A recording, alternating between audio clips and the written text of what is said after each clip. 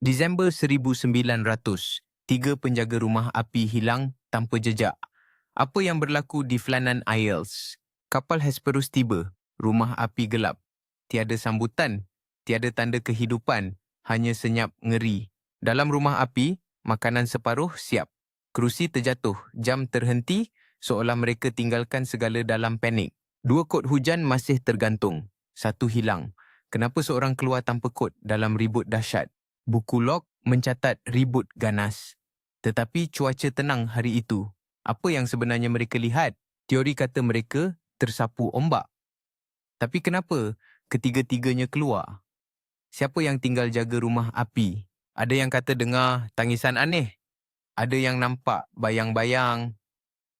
Adakah sesuatu lain di pulau itu? Lebih 120 tahun berlalu, misteri Flannan Isles masih tidak terjawab. Mereka hilang ke mana? 3 nyawa lenyap tanpa jejak. Tiada mayat, tiada saksi. Hanya misteri yang menghantui hingga kini. Apa pendapat korang? Ombakkah atau ada sesuatu yang lebih gelap? Komen bawah sekarang.